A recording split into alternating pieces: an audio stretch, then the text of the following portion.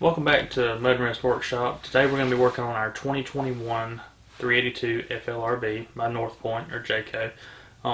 Great unit, one of the most attractive units out there on the market today.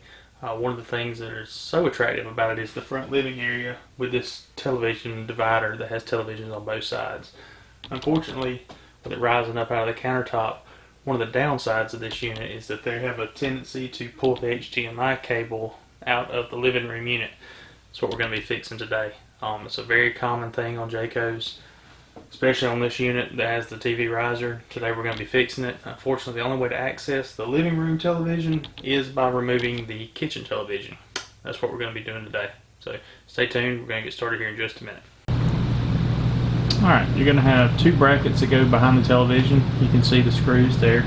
There's going to be 3 screws on top and 3 screws on bottom on each bracket for a total of 12 screws. And we're going to pull those off and get the kitchen television removed.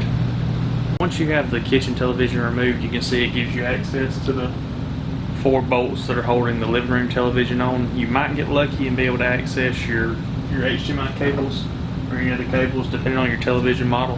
You might be able to access them here. Unfortunately, in our case, we can't. We're going to have to pull these bolts out and pull the living room television out to be able to access it and run our cable back up through there. Alright, we've got the living room television removed. We found that the cable's not connected. Downside, the cable's somewhere down in our console behind our fireplace.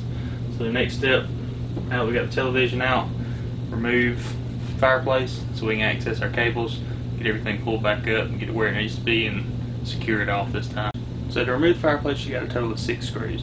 You got 2 covering up the glass that covers up all your features of your fireplace, and you have 4 that are actually holding the insert in.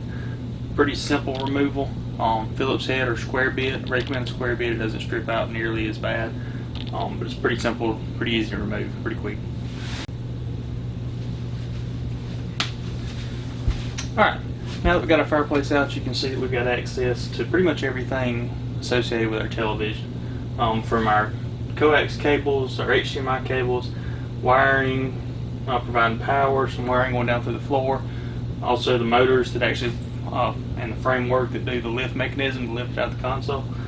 So from here, we should be able to access everything, reroute our HDMI cord, and should have our HDMI splitter operating on both televisions again. Alright, so we ended up having to get a little more involved. Our HDMI cord was actually plugged into the back of the head unit for the surround sound system. So it was actually plugged up in the wrong spot. So we had to pull that unit out, get the cord removed, then run it through, and we got it in the right spot now.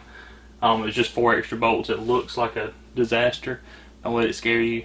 It's not that much to it. Just 4 bolts, pop it out. The HDMI cord was behind there. Ran it through, got it plugged into the television now. Now we just got to put everything back. As you can see, we got our television back.